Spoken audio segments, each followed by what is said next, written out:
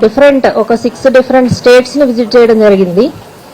దీనిలో మనకి యూపీ, గుజరాత్, ఢిల్లీ, అట్లాగే మహారాష్ట్ర, ఆంధ్రప్రదేశ్, కర్ణాటక ఇట్లా డిఫరెంట్ ప్లేసెస్కి వెళ్ళి కేసెస్ డిటెక్ట్ చేయడం జరిగింది. దీనిలో భాగంగా మనకి ఈరోజు నిన్న నైట్ వరకు చూస్తే టోటల్గా 23 అక్యూజ్డ్ని అప్రహెండ్ చేశారు.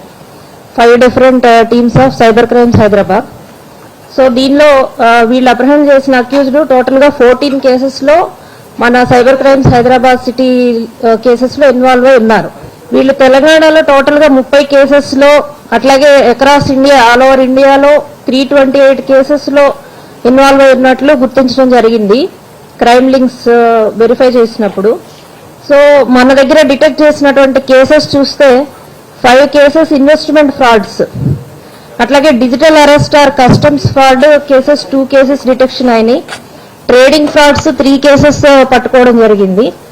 APK file or unauthorised transaction case ఒకటి డిటెక్షన్ అయింది. అట్లాగే జాబ్ ఫ్రాడ్స్ కూడా 2 కేసెస్ డిటెక్ట్ చేయడం జరిగింది. టోటల్ గా సిటీ సైబర్ క్రైమ్స్ లో 14 కేసెస్ అన్నమాట. ఈ కేసులన్నిటిలో కలిపి మనకి పోయిన అమౌంట్, ఫ్రాడులెంట్ అమౌంట్ చూస్తే 5.29 crores last amount.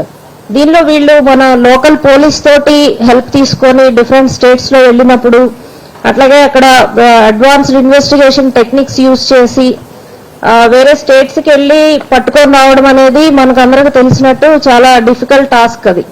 So local police help, అక్కడ కోఆర్డినేషన్, అట్లాగే టెక్నికల్ కనెక్టివిటీ లేనిదే వర్కౌట్ చేయడం కష్టము. ఇవన్నీ కూడా లింక్స్ వర్కౌట్ చేసుకుని వెళ్ళి వీళ్ళు పట్టుకొని రావడం జరిగింది. దీనివల్ల ఏంటంటే ఈ క్రైమ్ నెక్సెస్ అనేది మనం బ్రేక్ చేయగలిగాం.